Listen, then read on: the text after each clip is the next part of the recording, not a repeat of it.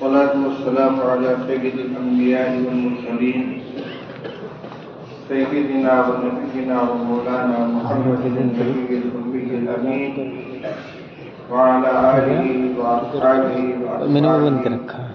ومن تبعهم بإحسان إلى يوم الدين. أشهد أن لا إله إلا الله وحده لا شريك له وأشهد أن سيدنا ومولانا محمدا عبده ورسوله صلى الله تبارك وتعالى عليه وعلى آله وأصحابه وبارك وسلم تسليما كثيرا كثيرا. میرے عزیزوں اور بھائیوں، دل سجدہ شکر میں جھکا ہوا ہے کہ اللہ کے شان میں محض اپنے فضل و کرم سے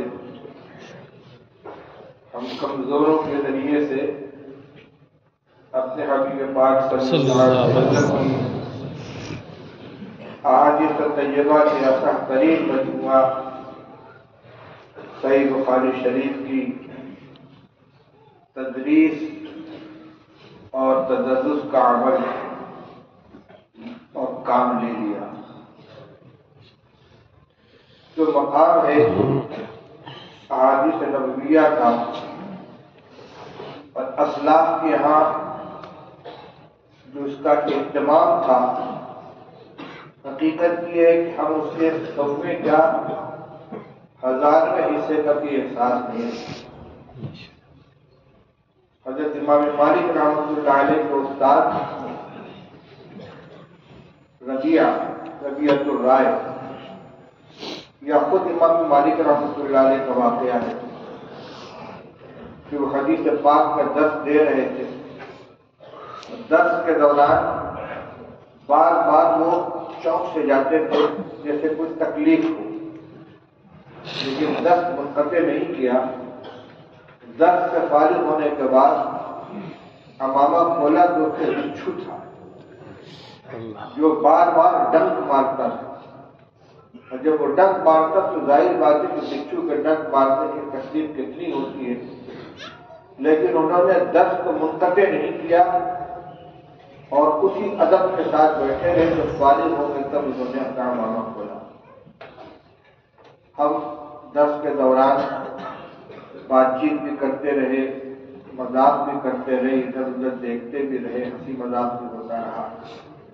اور جس قدر اہتمام اور توجہ کے ساتھ اور جس عظمت و احترام کے ساتھ حدیث پاک کے پڑھنے اور پڑھانے کا عمل ہونا چاہیے تھا، اس میں کوئی تسلط نہیں ہے کہ ہم سے وہاں ادا نہیں ہوا.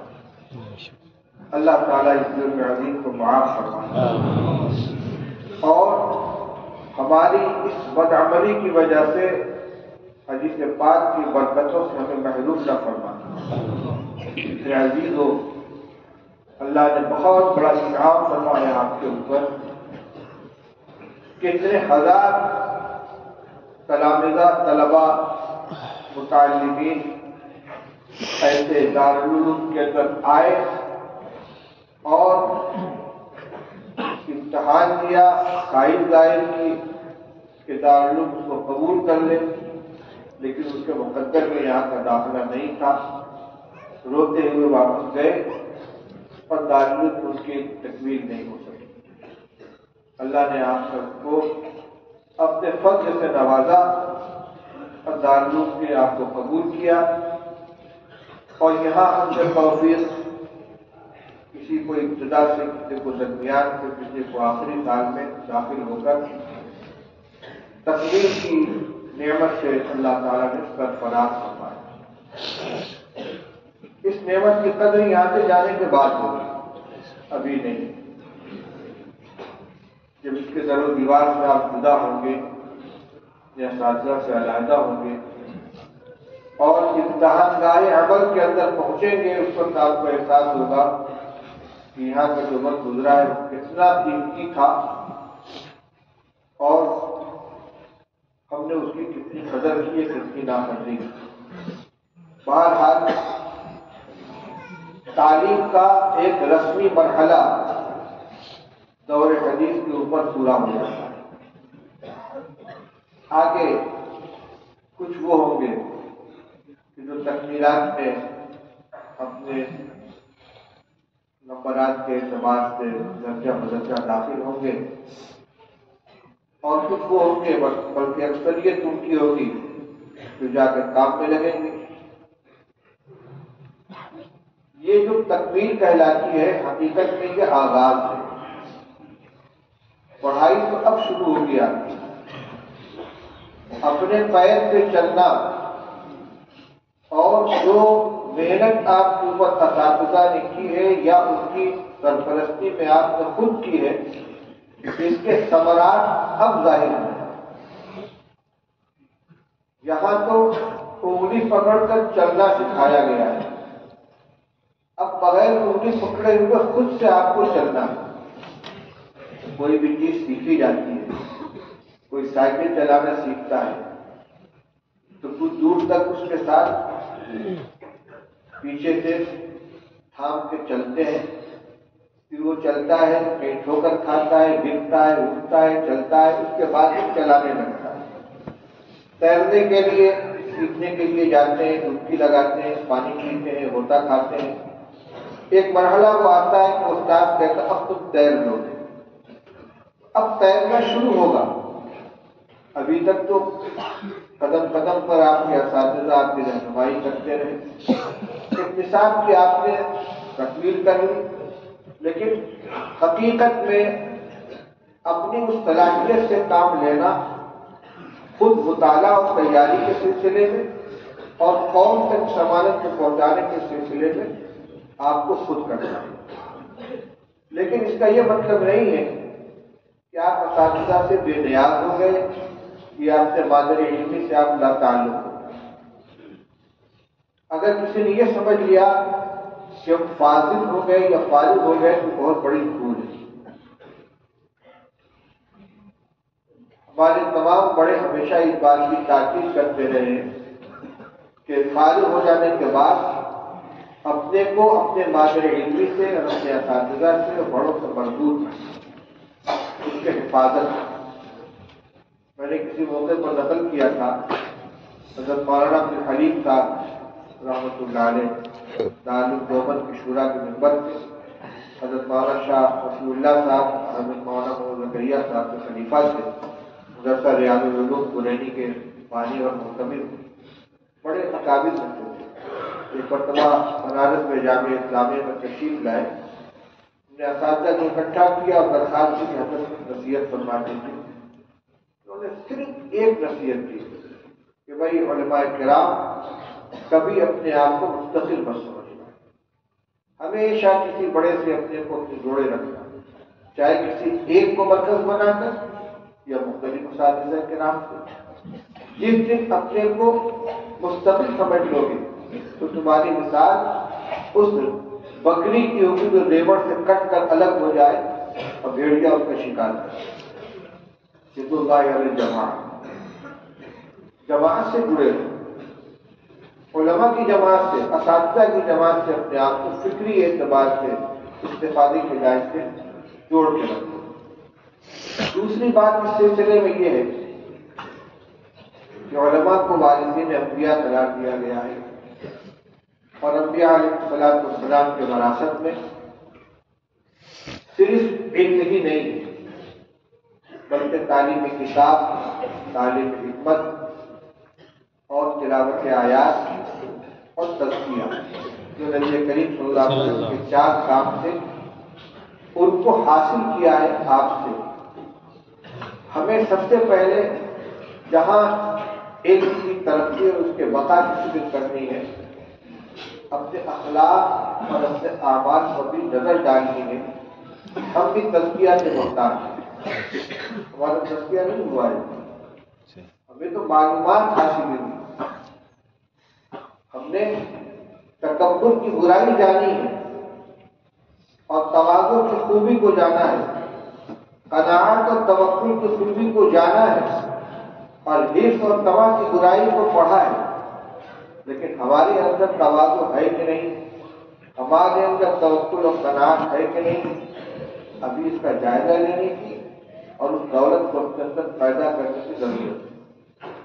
اسی لیے ہمارے تمام اکابر علم کے سمندر اور علم کا پہاڑ ہونے کے باوجود انہوں نے ہمیشہ اپنے آپ کو کسی صاحب حقیقت سے جوڑ کر رکھا۔ حضرت اسلام حضرت مولانا محمد قاسم صاحب رحمۃ اللہ علیہ، حضرت مولانا رشید احمد گنگوئی رحمۃ اللہ علیہ، حضرت علامہ انور شاہ کشمیری رحمۃ اللہ علیہ، شیخ الہند رحمۃ اللہ علیہ، مفتی عزیز الرحمان صاحب رحمۃ اللہ علیہ، حضرت مولانا شیخ علی صاحب تھانوی رحمۃ اللہ علیہ، ان جیسے اکابر سب کے سب حضرت حاجی امداد اللہ صاحب حاجی مکی رحمۃ اللہ علیہ سے، یا نیچے والے شیخ الہند رحمۃ اللہ علیہ سے، ان کے بعد والے حضرت گنگوئی رحمۃ اللہ علیہ سے، حضرت مولانا خلیل احمد صاحب سے، حضرت مولانا حسین احمد مدنی رحمۃ اللہ علیہ سے اپنے آپ کو وابستہ رکھتے رہے۔ حضرت میرے استاد و شیخ حضرت مولانا شیخ محمود حسن صاحب رضی اللہ عنہ، ان کو میں نے دیکھا کہ جب تک شیخ الحدیث مولانا محمد زکریا صاحب رحمۃ اللہ علیہ حیات رہے، کوئی کام ان کے مشورے کے بغیر نہیں کرتے، دارالعلوم کانپور میں وہ مدرسے کے سب کچھ تھے، ناظم محتمم صدر مدرس مفتی شیخ الحدیث سب کچھ تھے۔ دارالعلوم مجلس شورا نے اس کو یہاں بلانے کا فیصلہ کیا، اس کے پاس طلب نہیں، ہمارے جیسا کوئی حریص ہوتا تو معمولی کی آواز کے اوپر بھی لبیک کہہ کے حاضر ہو جاتا۔ انہوں نے فرمایا کہ حضرت شیخ سے مشورہ کیا، حضرت نے مجھ کو یہاں بھیجا، جب ان کا حکم ہوگا تو میں آؤں گا۔ دارالعلوم سے حضرت مولانا منصور احمد صاحب رحمانی، حضرت مولانا حسن صاحب رحمۃ اللہ علیہ سہارنپور گئے، شیخ الحدیث رحمۃ اللہ علیہ نے فرمایا کہ دارالعلوم کو مفتی صاحب کی ضرورت ہے، آپ ان کو حکم فرمائیں، وہ بغیر آپ حکم کے نہیں آئے۔ حضرت حکم فرمایا تھا مفتی صاحب یہاں سے، حضرت مفتی صاحب کے والد مولانا حامد حسن صاحب حضرت شیخ الہند رحمۃ اللہ علیہ کے شاگرد، حضرت نے فارغ ہونے کے بعد فرمایا مولوی حامد تم نہٹور چلے جاؤ، وہاں پڑھاؤ۔ پوری زندگی وہاں انہوں نے گزار دی، بہت باصلاحیت تھے، بڑی بڑی جگہیں ان کے پاس آئیں، اونچی اونچی تنخواہوں پر، کہتے تھے میرے حضرت نے مجھے یہاں بھیجا یہیں سے میرا جنازہ نکلے۔ اخیر میں بیمار ہو گئے، سب بیمار ہوئے، حضرت مفتی محمود صاحب رحمۃ اللہ علیہ نے درخواست کی حضرت گھر چلے علاج کر فرمانا میرا جنازہ یہاں سے، چنانچہ وہیں انتقال ہوا اور وہیں سے دفن کیا۔ اپنے اساتذہ کا کے ساتھ یہ تعلق، اور جب بڑوں کا سایہ سر کے اوپر ہوتا ہے تو بڑے دھیان سے میدان عمل میں آپ جائیں گے، انشاءاللہ اللہ تعالیٰ آپ سے خدمت لیں گے، علم کی بھی خدمت لیں گے۔ ہو سکتا ہے امامت و خطابت کا بھی مرحلہ ہے، ہو سکتا ہے کہ باطل مذاہب اور منحرف فرقوں سے آپ کو زبردست آزمائی کرنی پڑے، اس میں بھی آپ کو ضرورت پڑے اپنے اساتذہ سے رہنمائی آپ موقع پر طریق نہ کریں۔ دوسری بات، ابھی تک آپ کی ساری توجہ اپنی درسیات پر اور درسیات کے متعلقات پر تھی۔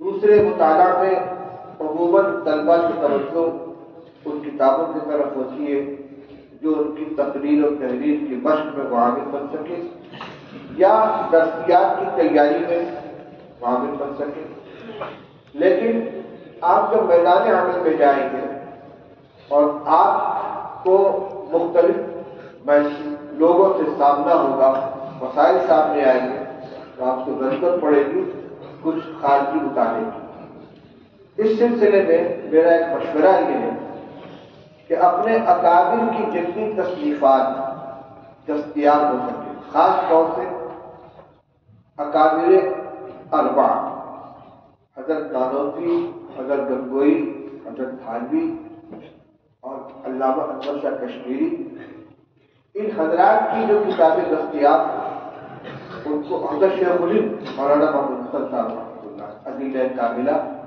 اور ایضاح الادلہ جو المقیم، ان کتابوں کو خرید کر اپنے پاس رکھیں۔ مجموعہ رسائل شائع ہو رہے ہیں، حضرت گنگوئی رحمۃ اللہ علیہ کا رسالہ کا مجموعہ بھی شائع ہوا ہے، ہمارا چاند پوری کے رسالے کا مجموعہ بھی شائع ہوا ہے، مینار کے اندر بھی تفصیل کیا گیا ہے۔ مفتی مہدی حسن صاحب شاہ جہاں پوری کے رسالے کا مجموعہ بھی شائع ہوا ہے۔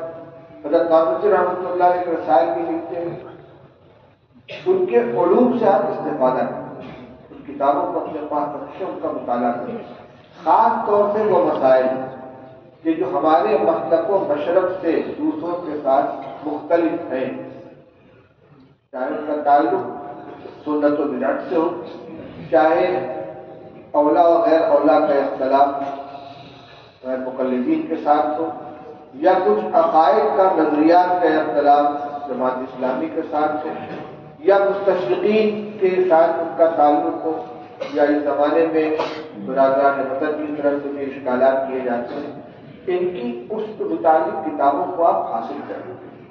اور بنیادی بات تو یہ ہے کہ ان اکابر نے جو یہ کتابیں لکھی ہیں تو انہوں نے کسی دوسری کتاب سے استفادہ نہیں کیا ہے، بلکہ وہ علم جو انہوں نے حاصل کیا تھا درسیات کا، اس سے ان کے اندر اتنی صلاحیت پیدا ہوئی تھی کہ اللہ تعالیٰ نے اس یہ کام کیا۔ اس لیے ان صرف خارجی کتابوں کا مدار آپ کو نہیں رکھنا ہے، بلکہ حدیث کی، تفسیر کی، فقہ کی، اصول کی جو کتابیں آپ نے پڑھی ہیں ان سے بھی آپ کا رابطہ رکھنا چاہیے۔ انہی سے آپ کو وہ چیزیں ملیں گی، نکلیں گی کہ جس سے آپ اپنے علمی استدلال کے اندر مدد حاصل کر سکیں گے۔ ایک بات یہ کہ عوام خود اپنے طور پر کتنے بھی برآمد، لیکن اپنے علماء کی کو وہ کچھ اور شکل میں دیکھنا چاہتے ہیں۔ آپ کی نماز، آپ کی وضاحت، آپ کے مسجد کی حاضری، آپ کے مشاغل پر ان کی نظر ہو اور ہونی چاہیے۔ آپ ان کے رہنما بن کر جا رہے ہیں، قائد بن کر جا رہے ہیں۔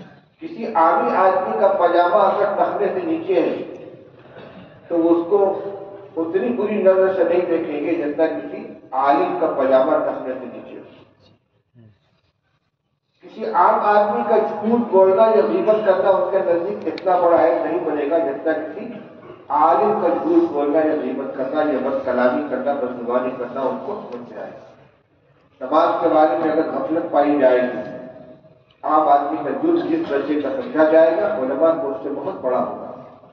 اسی طریقے سے کن مجموعوں میں آپ کی شرکت ہو رہی، کن تقریبات میں آپ جا رہے ہیں، جہاں رسم و رواج اور خرافات ہو رہی کہ وہاں بھی آپ بیٹھے ہوئے ہیں، میوزک چل رہی ہے، فوٹوگرافی ہو رہی ہے اور آپ بیٹھے دعوت کھا رہے ہیں۔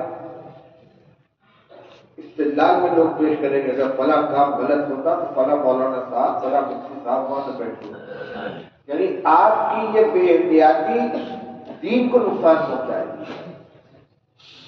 آپ جس جماعت سے وابستہ ہیں اور جس دستگاہ سے فضیلت کی سند لے کر آپ جائیں گے، اگر آپ کے عمل میں، اخلاق میں، معاملات میں کوئی غلطی پائی جائے گی تو یہ دھبا اس کے اوپر لگے گا۔ درخت اپنے پھلوں سے پہچانا جاتا ہے۔ آپ پھل ہیں اس درخت میں، آپ کو دیکھ کر لوگ درخت کے بارے میں رائے قائم کریں گے، کیا کرتے ہیں وہاں کے اساتذہ، کیا سکھایا جاتا ہے تعلیم کے اندر، ایسی فضلہ تیار ہوتے ہیں وہاں۔ اس لیے اپنے اساتذہ اور اپنے ادارے کی بدنامی کا ذریعہ نہ بنے۔ اور حقیقت تو یہ کہ اللہ کے سامنے جواب دہی اگر ہمارے سامنے ہے اپنی ذمہ داری کے احساس سے، تو پھر اس کی یاد دہانی کی ضرورت نہیں پڑے گی، خود آپ کے اندر اس کا احساس پیدا ہوگا۔ تو میں نے جو بات شروع کی تھی اپنے اکابر کے حوالے سے، اس کی تحقیق کر دی کہ اپنے اخلاق کی درستگی کے لیے، اپنے اخلاق کی تصفیہ کے لیے ہمارے تمام بڑوں میں یہ طریقہ رہا ہے کہ کسی صاحب نسبت سے رابطہ قائم کر کے اپنی اصلاح کرائیں، اپنے باطن کا تزکیہ، اپنے اخلاق کی درستگی، اپنے معاملات کی درستگی، اس لیے کہ اللہ من اللہ بقلب سلیم، اللہ کے یہاں جو قلب سلیم لے کر کے آئے گے وہی سلامت رہے گا۔ اس قلب کو سلامتی والا قلب بنانا ہے۔ کتنے اخلاق رضیلہ ہمارے ساتھ لگے ہوئے ہیں جس کا ہم کو احساس بھی نہیں۔ میں نے حضرت اپنے یہاں سے جانے کے وقت اپنے حضرت سے پوچھا کہ حضرت تم مختصر سی نصیحت فرما دیجیے گا، تو تمہارے بیٹے دو باتوں کا خیال رکھنا، خود جاہ اور خود مال سے بچنے کی کوشش کرنا، یہ دو بہت بڑے فتنے ہیں۔ اور یہ بات حضرت نے اپنی طرف سے نہیں کہی ہے، آپ نے حدیث پڑھی ہے، ماں جبانی جائعانی ارسلا فی غنم افسد لها من حب الرجل لماله ولشرفه على دینه او لدینه كما قال صلی اللہ علیہ وسلم۔ فرمایا کہ دو بھوکے بھیڑیے کسی بکری کے ریوڑ پر آزاد چھوڑ دیے جائیں، وہ اتنا نقصان اس ریوڑ کو نہیں پہنچائیں گے جتنا خود کے مال اور خود میں جاہ آدمی کے دین کو نقصان پہنچتا ہے۔ بہت دو بھوکے بھیڑیے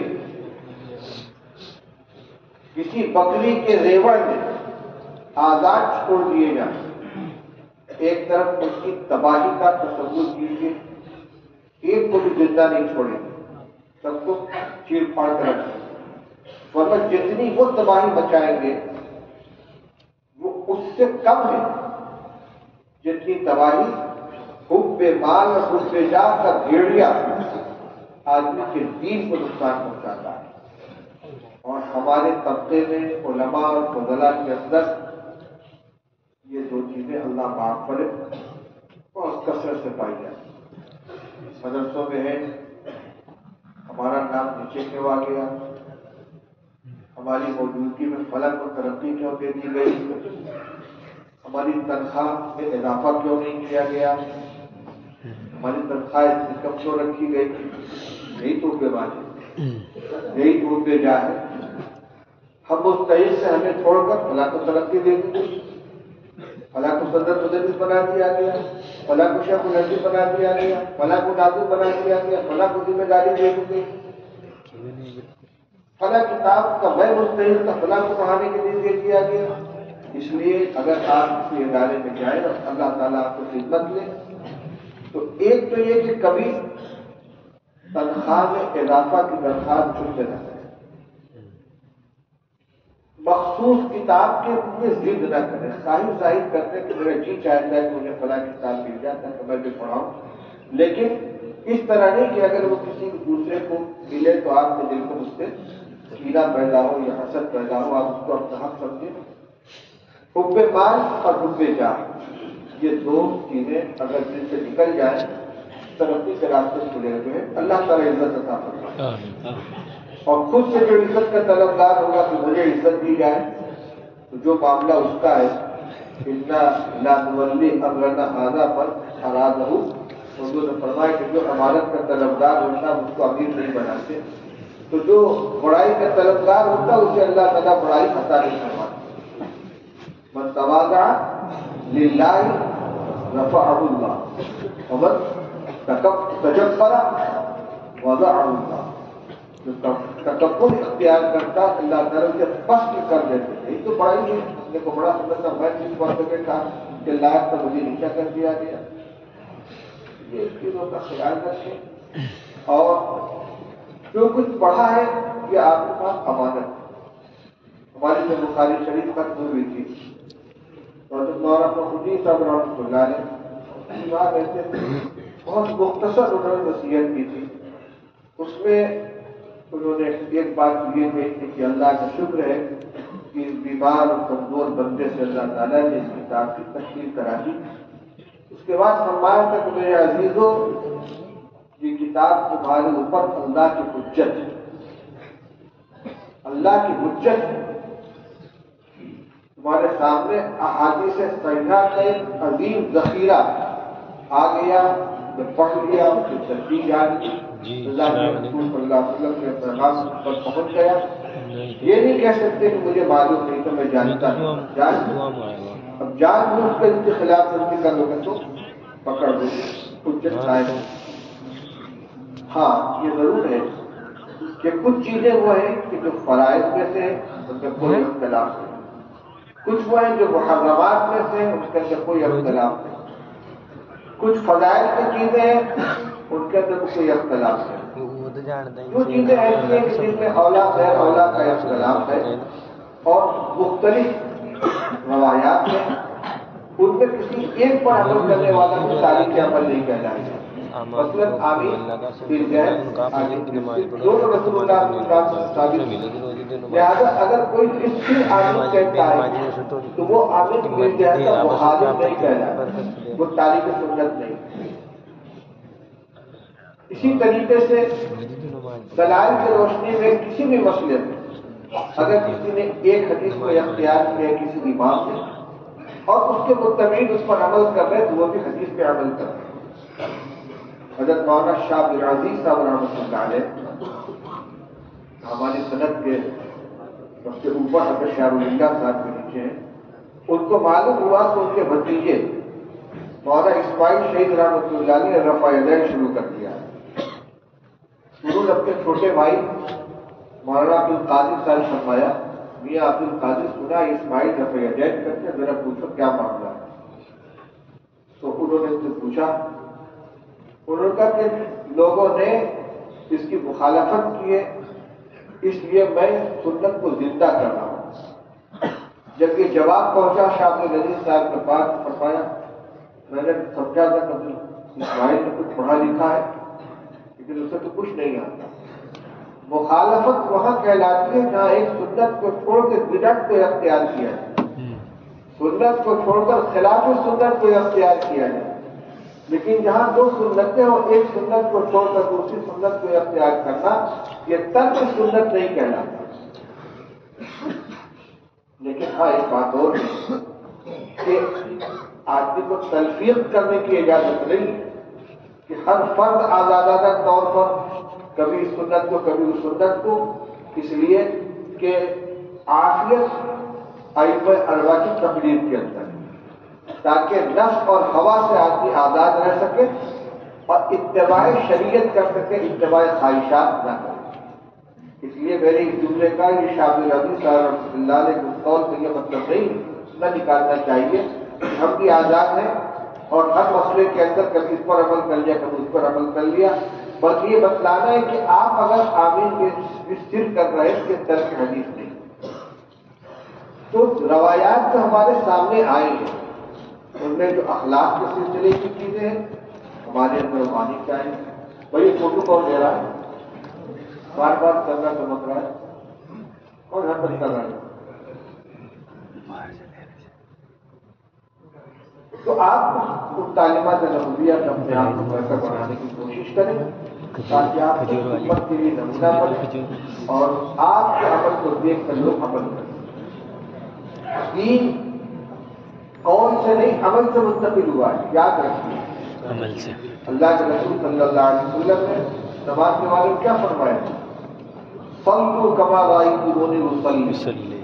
کوئی قولی روایت آپ کو ایسی نہیں ملے گی جس میں اللہ اکبر سے لے کر السلام علیکم ورحمۃ اللہ تک پوری نماز کا طریقہ بیان کیا گیا۔ کوئی ایسی روایت نہیں ملے گی جس میں حج کا لبیک سے لے کر اختتام تک طریقہ بیان کیا گیا، بلکہ رسول اللہ صلی اللہ علیہ وسلم خود اپنی مناسککم، ہو سکتا ہے کہ آئندہ سے مجھے نہ دیکھو، مجھ سے حج کے ارکان کو سیکھ لو، حضور کے عمل کو دیکھتے تو لوگ عمل کرتے۔ اور روایت آپ نے پڑھی عبداللہ بن مسعود رضی اللہ عنہ کے بارے میں کسی شخص نے غالباً حضرت حذیفہ رضی اللہ عنہ سے پوچھا تھا کہ رسول اللہ صلی اللہ علیہ وسلم کے بارے میں کچھ بتائیے، تو فرمایا تھا کہ عبداللہ بن مسعود کو جانتے ہو، جب وہ گھر سے نکلے تو ان کے ساتھ ہو جاؤ اور دن بھر ان کے ساتھ رہو، ان کے ہر عمل کو غور سے دیکھو۔ کیوں؟ فإنه أشبه برسول الله صلى الله عليه وسلم دلت وصمتا وهديا، ہر چیز میں رسول اللہ صلی اللہ علیہ وسلم سے بالکل مشابہ۔ عبداللہ بن عمر رضی اللہ عنہ کی روایت سے آپ نے کتنی پڑھی؟ جو عمل رسول اللہ صلی اللہ علیہ وسلم نے عادتاً یا اتفاقاً کیا ہے اس کی بھی وہ پیروی کرتے ہیں. دین اسی طریقے سے آیا ہے کہ اپنے بڑوں کو دیکھ کر چھوٹوں نے عمل سیکھا ہے. نماز 7 سال پر بچے کو جو حکم دیا گیا ہے پڑھوانے کا، تو 7 سال میں مکمل نماز نہیں پڑھتا. اچھا کتنے آدمی وہ ہیں آپ میں کہ جنہوں نے نماز تقریر کے ذریعے سیکھی ہو؟ بھائی بچہ ہے، ابا لوگ گھر میں کھڑا ہوا ہے، اس کو دیکھ رہا ہے، نیت باندھ رہا ہے، اس کو دیکھ کر رکوع میں جا رہا ہے، اس کو دیکھ کر سجدے میں جا رہا ہے، عمل سے سیکھا ہے. اب اس میں جو غلطیاں ان کی اصلاح کی گئی ہماری بن گیا. آپ کے عمل کو دیکھ کر لوگ عمل سیکھیں گے. اس لیے اپنے آپ کو آپ سفیر بنائیے، حضرت نبی کریم صلی اللہ علیہ وسلم کا نمائندہ بنائیے اپنے اساتذہ کرام. آخری بات، جو مسلک و مشرب علماء دیوبند کا اپنے اکابر کا آپ نے پڑھا ہے، دیکھا ہے، اگرچہ آپ اس کی مکمل تفصیلات سے واقف نہیں، یہ بھی ایک شکایت ہے ہمارے یہاں، کیونکہ اس پہ زور نہیں دیا جاتا. اور جو دوسرے فرقے ہیں ان کی وہی امتیازات کی، ان کی سب کچھ پونجی ہے، اس لیے انہیں پر سارا زور دیا جاتا ہے. کہیں آدمی کا فائدہ پہ زور دیا جاتا ہے، کئی قیام و میلاد کے دلائل فراہم کرائے جاتے ہیں، جن میں غیر حضور و بشر کا مسئلے کے دلائل فراہم کرائے جاتے ہیں، یا بنیادی دینی تعلیم دی جاتی ہے. لیکن مانا سابقہ تو آپ کو ان سے پڑے گا.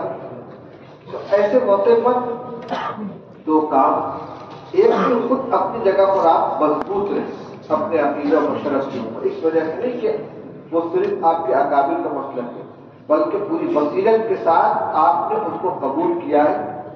اور اعدل تمام مذاہب و مسالک پر سب سے زیادہ مبنی پر اعتدال، اس وجہ سے اس کو قبول کیا ہے.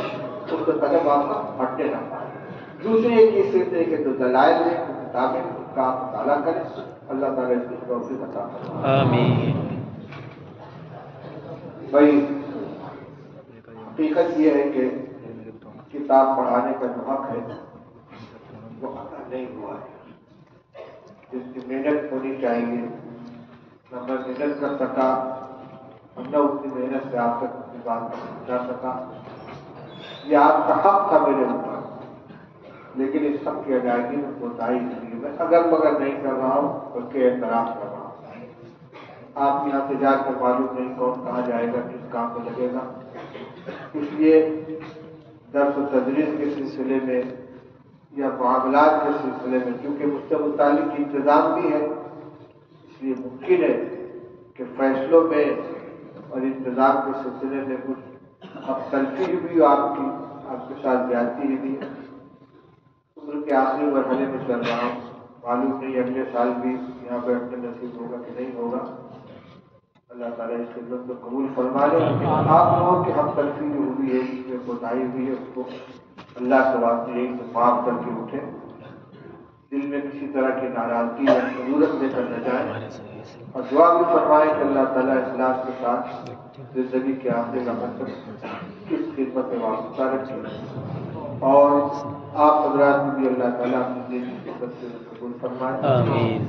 دعا میں اپنے تمام اکابر کو شامل کریں. امام بخاری رحمۃ اللہ علیہ، تمام محدثین، تمام فقہاء جن کی تصنیفات سے ہم نے استفادہ کیا ہے، نورانی قاعدہ سے لے کر بخاری شریف تک، قاعدہ بغدادی سے لے کر تکوین یکتا اور تکوین تخصص الحدیث تک، جتنے مصنفین کی کتابوں سے استفادہ کیا ہے یا کریں گے، اس کا احسان ہمارے اوپر. اس لیے ان کے لیے دعا ہے اللہ تعالیٰ ان کی خدمات کو عطا فرمائے.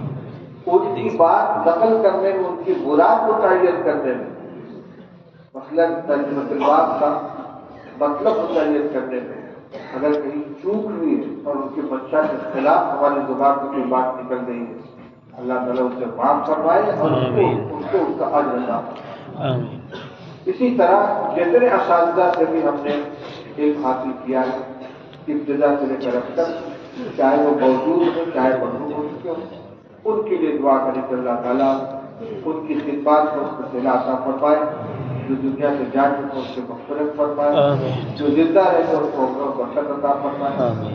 دارالعلوم ہم سب کی ماضی علمی ہے جو ہمارے اکابر کی امانت ہے، اس کے لیے دعا فرمائے کہ اللہ تعالیٰ جملہ شرور فتن اور آزمائشوں سے اس کی حفاظت فرمائے۔ ملک کے وطن کے اور برادران وطن کے جو حالات ہیں وہ آپ کے سامنے ہیں، دن بدن دائرہ تنگ ہوتا جا رہا ہے، حالات مشکل ہوتے چلے جا رہے ہیں۔ اللہ تعالیٰ اس ادارے کو قیامت تک باقی رکھے، اس کے فیض گزارے ساری رکھے اور ہر طرح کی قسموں سے حفاظت فرمائے۔ دارالعلوم کے تمام وہ معاملین جن کے تعاون سے، جن کے مالی تعاون سے، اخلاقی تعاون سے دارالعلوم اور مدارس دینیہ چل رہے ہیں، ان کے حق میں دعا کریں اللہ تعالیٰ ان کی تجارتوں میں کمائی اور برکت عطا فرمائے، ان کے لیے اس خرچے کو صدقہ جاریہ بنائے۔ رسول اللہ صلی اللہ علیہ وسلم نے ارشاد فرمایا ہے اذا مات الانسان انقطع عمله الا عن ثلاث صدقۃ جاریہ او علم ينتفع به او ولد صالح يدعو له۔ وہ علم جس کا سلسلہ جاری رہے، جس سے نفع اٹھایا جائے، وہ بھی صدقہ جاریہ ہے۔ تو اس کارخانے کو چلانے میں تمام لوگ شریک ہیں، اس کے بانیان، اس کے اساتذہ، اس کے کارکنان، اس کے طلبہ، اس کے معاملین، سب کے سب اس قافلے میں شریک ہیں، سب کے تعاون سے یہ ادارہ اور ادارے چل رہے ہیں۔ ان سب کے لیے دعا کریں، کارکنان کے لیے دعا کریں، محبین اور معاملین کے لیے دعا کریں۔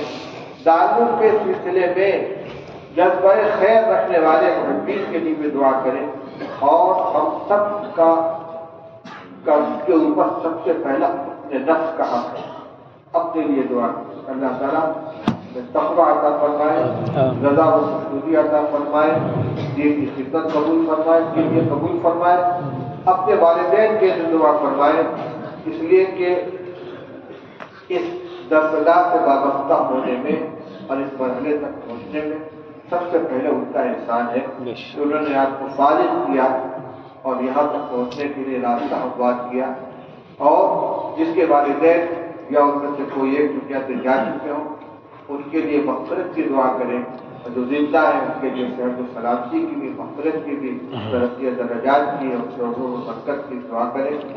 جن جن لوگوں نے یہاں اس مجمع میں شرکت کی ہے، اپنے دلوں میں آرزوئیں تمنائیں لیے ہوئے ہیں، مشہور یہی ہے کہ بخاری شریف اور حدیث کی کتابوں میں ختم پر جو دعا کی جاتی ہے قبول ہوتی ہے۔ بہت سی پرچیاں بھی آئی ہوئی ہیں، اس میں لوگوں نے اپنی مرادیں اپنے گھر پہ لکھ رکھی ہیں۔